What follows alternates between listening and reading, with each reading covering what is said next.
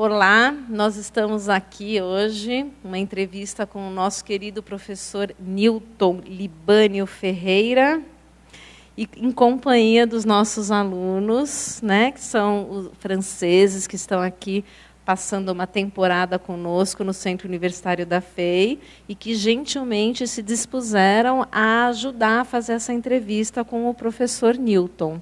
Eu gostaria de agradecer muito a sua presença aqui, professor Newton. Eu preciso dizer para o nosso público que o meu crescente interesse pelo senhor derivou das suas produções textuais. Ele declamou um poema para a gente no sarau que fizemos no ano passado, e com isso eu descobri, então, este professor. Foi um poema belíssimo em homenagem aos cursos de engenharia. Professor Newton, como nós já combinamos algumas coisas aqui, eu sempre peço que o entrevistado se apresente, conte-nos um pouco da sua vida, e aí a palavra é com o senhor agora. Bom, antes de mais nada, eu quero agradecer essas oportunidades. Para mim são coisas muito caras e muito boas, né? Eu participo com muita satisfação desse tipo de evento. É um pouco difícil a gente se descrever assim, sem um trilho definido, né? Mas eu vou procurar fazer um painel da minha vida bem rápido, que vamos dizer, eu comecei a minha vida, vamos dizer, quando eu comecei a entender o mundo, né? Lá no início dos anos 1960, eu estudei num colégio católico, depois fui para a rede pública de ensino, né, onde eu fiz o que antigamente era o ginasial colegial, hoje não sei mais como é que se chama, né? E aí eu decidi fazer engenharia e entrei na Escola Politécnica da Universidade de São Paulo, me formei engenheiro e me lancei na profissão, era o que eu queria, né? E um professor meu, uma pessoa muito cara na minha vida, aqueles professores que deixam marcas, né, indeléveis, me convidou para dar aula. Eu relutei, não é isso que eu quero, mas acabei aceitando por ele. E aí eu descobri uma nova faceta do exercício profissional e mantive desde então, como nós costumamos dizer aqui no Brasil, um pé em cada canoa, né? Na canoa profissional e na canoa da docência. E eu faço isso já há 40 anos. e, vamos dizer assim, dentro de mim, né, bom, antes de eu falar isso, eu quero dizer que eu descobri a docência e, para mim, é uma coisa extremamente importante. Depois a pergunta que vai ser feita vai me possibilitar falar um pouco mais disso. Mas existe uma voz dentro de mim que diz assim: você é um engenheiro, você é um engenheiro, né? Então, se eu tiver que me definir de uma maneira simples, eu diria: eu sou um engenheiro. Ponto. Antoine, você tem uma pergunta para o professor? Obrigado, Gisele. Professor, acho que todo mundo aqui gostaria de saber qual é o sentido da docência para você. Então, como eu disse quando eu me apresentei, né, quando eu comecei a me envolver na atividade docente, pelo convite do que foi o meu professor, né, infelizmente hoje ele já não está mais entre nós, eu era o que a gente podia dizer um instrutor. Então eu lia uma pauta e transmitia para os alunos. Mas ao longo do tempo, né, a nossa cabeça muda à medida que a gente vai enfrentando experiências, né, vai descobrindo novas realidades. O sentido da docência hoje ele é muito claro para mim. O docente ele tem que ser um educador. Um educador é um formador. Então eu entendo que o professor hoje ele se justifica como ação, e eu vou ousar dizer social, se ele formar as novas gerações. E quando eu digo formar, eu estou pensando não somente no aspecto, vamos dizer, profissional, ou seja, de fazer com que uma pessoa tenha o conhecimento necessário e saiba como utilizá-lo dentro da profissão escolhida, mas também de ser uma pessoa social, alguém que está numa comunidade e desempenha um papel como um representante, não é a ideia, mas como alguém que faz parte de uma comunidade e vai atuar juntamente com ela. Então eu entendo que o professor, o docente, ou a docência, ela tem esse sentido, né? Satisfeito? Marguerite, por favor. Então, qual é a importância do ensino superior na vida de um sujeito? Essa é uma pergunta muito bacana, porque nós, quando eu falei na resposta anterior de ser social, eu estava me referindo à pessoa que vive numa sociedade, como todos nós, né? O homem é um ser social, né? Então, para que você possa exercer a sua cidadania, vamos dizer assim, de maneira integral, ou seja, efetivamente ser um cidadão, né? É preciso que a gente entenda aonde nós estamos, por que a situação se apresenta de uma determinada maneira, como as relações sociais acontecem. E a formação superior é uma formação que nos dá essa possibilidade, né? Eu entendo que um curso superior, seja ele qual for, abre a nossa cabeça exatamente para esse ponto, de você se inserir dentro de um contexto social, ser uma pessoa atuante numa sociedade, né? Por isso que eu acho que o papel desempenhado pelo docente num curso superior, ele é fundamental, porque ele tem que olhar para essa característica da formação de uma pessoa, né, do sujeito, como você disse, né? Obrigada.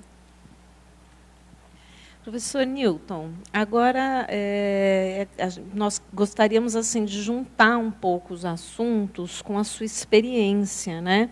E aí eu peço, por favor, que a Margot nos ajude nesse caminho. Nós queríamos saber como o senhor percebe a ciência no mundo contemporâneo. Eu respondo a sua pergunta da seguinte maneira, né? Quando eu estava numa outra universidade, antes de vir para a FEI, era uma universidade que tinha um curso de arquitetura, né?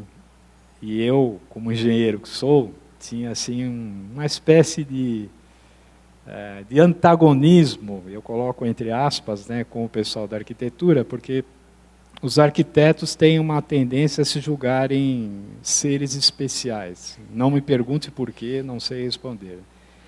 E eu disse uma vez uma coisa para eles, que foi o seguinte, eu falei, olha, vocês dizem que Deus é o arquiteto. Eu falei, não, Deus não é o arquiteto, Deus é um engenheiro, porque ele criou o universo. Aí eles ficaram bravos comigo. Mas eu entendo, utilizando essa brincadeira que eu fiz, exatamente isso, né? Que a questão digamos,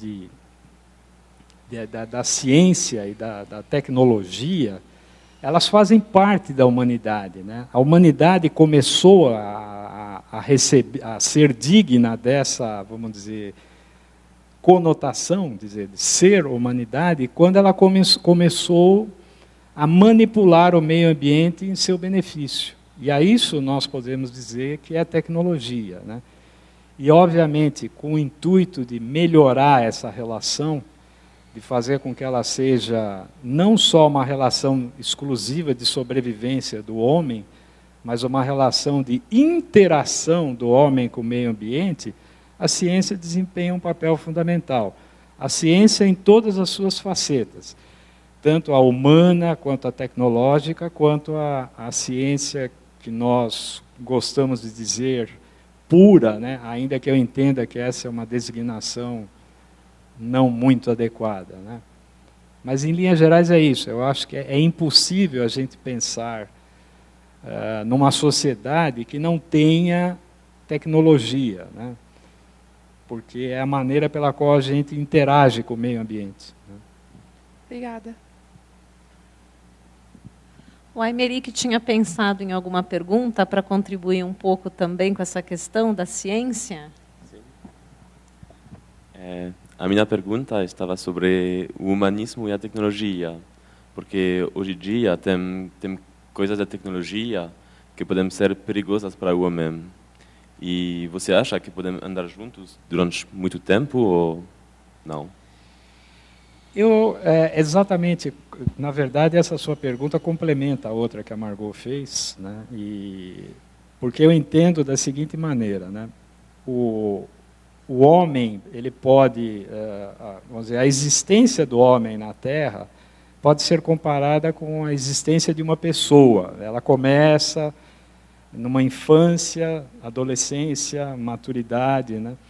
Então, eu acho que nós estamos caminhando num processo que guarda uma semelhança com uma pessoa. A humanidade guarda, nesse particular, uma semelhança com uma pessoa. Então, vamos dizer assim, a tecnologia é como quando a criança descobre um brinquedo. Então, ela explora o brinquedo, aquilo dá satisfação para ela, é a razão de ser, ela fica esperando as datas, na Páscoa eu vou ganhar um brinquedo, no aniversário, no Natal, enfim, ela vive em função disso. Então, a humanidade descobriu a tecnologia, que é um brinquedo, porque permite você... Por exemplo, nós estamos falando hoje aqui, estamos sendo gravados por uma questão de tecnologia, né, por um produto da tecnologia. Mas nós não podemos esquecer, e aí eu acho que esse é o ponto importante, que a tecnologia é um meio, ela não é um fim, ela é um meio. Ou seja, é algo que a gente usa com um propósito. Então eu vejo que o propósito principal de uma existência social é o propósito humano, é a relação humana. E a tecnologia, ela não pode ultrapassar essa, vamos dizer assim, me foge uma palavra, mas ultrapassar essa barreira. Ela tem que ser o meio para a gente ter uma relação humana melhor, né? E eu acho que é como o fogo, né? O fogo, ele é um elemento que é extremamente útil, através dele a humanidade saiu da caverna e pôde construir a civilização, mas ao mesmo tempo ele tem um poder destrutivo muito grande, né? Então a tecnologia guarda essa semelhança com o fogo. Se ela for usada sabiamente, ela é maravilhosa. Agora, se ela for usada de maneira absurda, ela é destrutiva. Então, a tecnologia é um meio e a humanidade é o fim. Ou seja, nós temos que usar a tecnologia para atingir a nossa humanidade. E eu, pessoalmente, acho que nós ainda não atingimos. Muito obrigado. Eu não sei vocês, mas eu fiquei com uma dúvida aqui, professor Newton, e aí eu gostaria que o senhor comentasse, eu vou juntar a essa dúvida uma pergunta. Quando o senhor diz que nós temos que ainda descobrir essa humanidade, né, que nós temos que... qual é a concepção de humanidade que o senhor tem, né? O que tem por trás dessa sua afirmação? E aí eu gostaria de acrescentar essa pergunta uma outra questão que eu penso que seja da maior importância aqui, né? Como é que nós nos humanizamos nesse sentido? Como é que o homem pode se humanizar? Porque, se nós pensarmos bem, ao que parece, nós estamos nos desumanizando, não é? É muito difícil, hoje em dia, nós chegarmos ao outro, nós descobrirmos o sentimento de fraternidade, né? De comunidade. E aí a minha pergunta para o senhor é, primeiro, qual é a sua concepção de humanidade e como nós podemos nos treinar para chegar a essa concepção de humanidade? Bom, em primeiro lugar, eu quero dizer que cada um de nós, independentemente de ser consciente disso ou não, temos uma concepção de humanidade, né? Acho que a questão é se essa concepção é consciente, qual é exatamente o propósito que nós damos a ela, né? Na minha visão, vamos dizer, particular, eu entendo que a concepção de humanidade que me é cara e que se eu pudesse, eu atuaria mais diretamente por ela, é aonde nós pudéssemos fazer isso que nós estamos fazendo corriqueiramente, onde isso não precisasse ser um momento especial, né? Porque nós estamos trocando aqui experiências. Eu estou aqui na qualidade de entrevistado justamente para transmitir alguma experiência que eu consegui acumular em todo o tempo que eu estou aqui, né? E justamente essa é a minha concepção de humanidade. Se nós trocarmos as nossas experiências num sentido amplo, assim, num sentido de que ela possa nos auxiliar a viver, e aí eu traço um paralelo com a tecnologia. Por exemplo, a tecnologia nos permitiu construir uma escada, que é uma maneira da gente subir sem muito esforço, ou exercendo um esforço organizado, né? Então, a minha concepção de humanidade seria algo nesse sentido, onde a nossa relação pudesse ser uma relação em que eu troco experiências com o meu parceiro, com o meu, vamos dizer assim, com quem eu me relaciono, e que essa relação possa ser uma soma onde 1 mais 1 é maior que 2. Né? Onde nós vamos trocar experiências que serão boas para mim, para nós e para outros. Né? Então essa é a minha concepção de humanidade, que cai muito naquele texto que eu te mandei, da lei de Nash, né? que eu acho que é uma lei em que pese muita gente não achar que Esse texto é muito bacana. Se o senhor puder recuperar um pouco a ideia para eles e também para o nosso público. Eu chamo de lei de Nash. Talvez vocês tenham assistido um filme que aqui no Brasil chamou-se Uma Mente Brilhante, que é a história de um matemático americano, John Nash. Eu não sei, esse filme deve ter passado na França, porque inclusive ganhou alguns Oscars. Assistiram? Então, assistam o filme porque ele é muito interessante. Ele mostra o John Nash chegando na Universidade de Princeton em 1950, e ele formula uma tese que, na verdade, é uma lei da natureza, que ele conseguiu demonstrar matematicamente que, para resolver um problema, a cooperação é a melhor maneira. Ele provou matematicamente, então é uma lei da natureza, né? E é nessas coisas que eu acredito. Então, a nossa relação humana, com certeza, ela nos coloca diante de problemas, num sentido amplo dessa palavra, né? E a melhor maneira da gente resolver o problema é com cooperação, portanto, com relação humana, portanto, com cooperação, portanto, com humanidade. Então, não sei se eu consegui me expressar, mas essa é a concepção de humanidade que eu tenho. Não, seguramente. E aí os caminhos para essa concepção de humanidade é o que o senhor disse, quer dizer, por meio da cooperação, do estar junto, da troca, da própria ciência que o senhor abordou.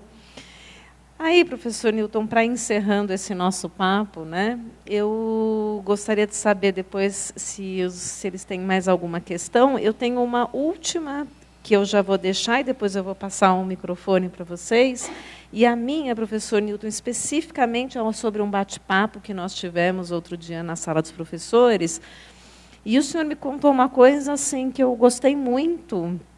E, enfim, eu não sei se vocês sabem, não, né? Mas porque também não contei, estou contando agora. Mas o professor Newton, ele me disse que há uma tecnologia capaz de transformar a água de esgoto em água potável. Não é isso, professor Newton? Sim, exatamente. Esse é um exemplo que, inclusive, eu quis colocar para você, para mostrar que o conhecimento ele pode ser aplicado nesse contexto, né? E é interessante porque essa tecnologia que eu mencionei para você, ela consegue, ela é autossustentável, porque a própria energia que é necessária para fazer isso vem dela mesma, né? Então, nós conseguimos pegar uma água fervida, daquelas que a gente tem até nojo de olhar, né? E transformar em água potável, água de torneira mesmo.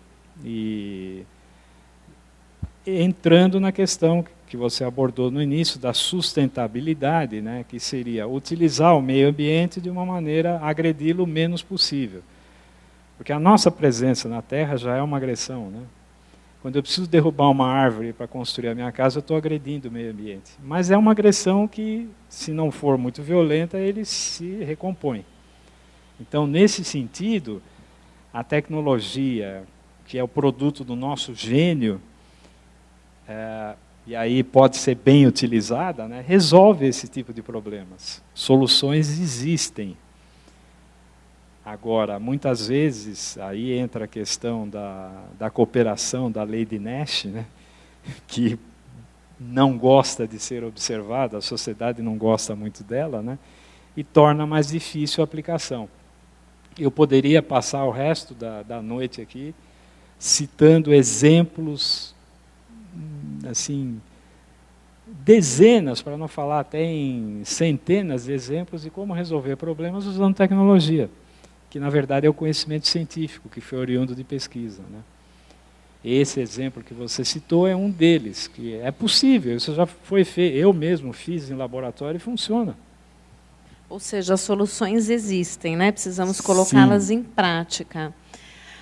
Margot, você tinha uma pergunta a fazer? Não? Ai, Sim, senhor.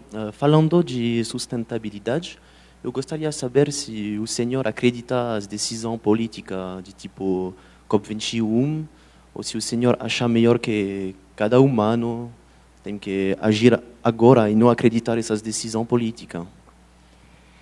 Bom, existem duas vertentes para isso que você colocou, né? Uma são as vertentes que não dependem de uma ação individual. Por exemplo, aqui no Brasil nós temos uma questão que é até levantada aí pela pergunta da minha querida colega Gisele, né, que é a questão do tratamento do esgoto. Essa é uma questão que envolve política e interesses econômicos. Então, nós como indivíduos temos pouca ação, né, nesse sentido. Agora, nós como indivíduos podemos exercer aquilo que é muito simples, por exemplo, usar os recursos colocados à nossa disposição de maneira que seja a melhor possível. Por exemplo, você vai tomar um banho, é gostoso, água quente, mas eu tomo um banho de 5 minutos, não um banho de 10 minutos. É uma ação que eu posso tomar, né? Eu também tomo banho de 10 minutos. Enfim, é esse tipo de ação, né, que a gente pode fazer e que está ao nosso alcance. É uma questão de disciplina pessoal. Não é fácil, mas é possível, né? Muito obrigado. O Henrique tem uma pergunta também. Você faz a comparação entre a vida humana e a tecnologia. A vida humana tem um fim.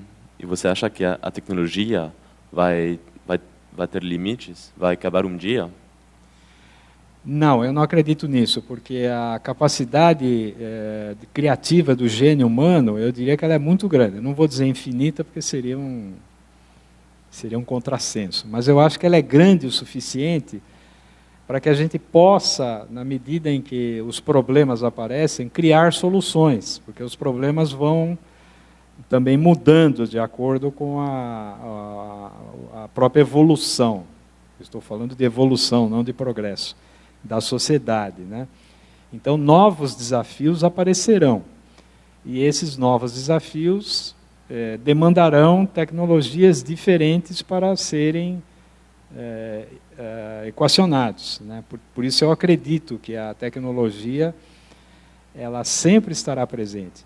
E aí talvez seja mais importante dizer o seguinte: por isso que nós precisamos de educadores na universidade, porque o ser tecnológico, que é um engenheiro, né, ele não pode ser uma máquina, ele tem que ser uma pessoa. E aí é que eu vejo a função do educador de formar uma pessoa que é um engenheiro, né? Eu acho que esse é o grande desafio que eu vejo para os nossos colegas, daquele texto que eu te mandei. Muito obrigado, senhora. O papo está ótimo aqui, mas nós temos que encerrar a nossa entrevista. Eu gostaria de agradecer muito a sua presença, professor Newton. Gostaria muito de agradecer aqui aos alunos presentes, né? Eu até comentei com o professor Newton, não faz sentido uma entrevista com um aluno, tudo fica melhor, não é verdade? Sem dúvida. Aumentamos as nossas... ficou muito mais rico o nosso bate-papo, então queria agradecer muito a presença de vocês. E gostaria, professor Newton, que o senhor fizesse o encerramento final. E aí eu faço um comentário dizendo que, assim, às vezes a gente olha para o mundo, para as questões ambientais, falta d'água, a gente olha e fala, nossa, né? Será que nós vamos conseguir? Parece que o desafio é grande demais, né? Quando o senhor fala o banho de 10 minutos, é lógico, né? Quer dizer, todos nós temos hoje em dia, e nós julgamos necessidade, nós julgamos que certas coisas são necessárias e não são muitas vezes, né? Então, eu penso que assim, a gente tem que realmente aumentar essa consciência individual, mas temos que fazer pressões políticas efetivas também, né? Temos que fazer uma pressão política forte nesse sentido de transformação dessas questões tão urgentes aí, relacionadas fundamentalmente ao meio ambiente, à sustentabilidade. E aí eu pediria que o senhor fizesse um comentário final, juntando um pouco todo esse nosso bate-papo, no seguinte sentido, né? Nós falamos de docência, de tecnologia, do papel do sujeito no mundo. E aí eu gostaria que o senhor dissesse um pouco, comentasse um pouco sobre essas suas ações, e tentando nos ajudar a pensar um pouco, professor Newton, como é que nós, num centro universitário, como é que nós, nesse dia a dia, o que a gente pode fazer no nosso cotidiano, né? Basta jogar o nosso lixo lá para reciclar? Como é que nós, dentro de um centro universitário, né, com os cursos de engenharia, ciência da computação, administração, como é que a gente pode aprofundar a nossa experiência de comunidade? Quais são os caminhos para que a gente dialogue de um modo mais equilibrado com a natureza? Se é que existem esses caminhos, quer dizer, é possível superar esse estado tão emergencial, esse aquecimento global, das nossas pequenas ações às pressões políticas maiores?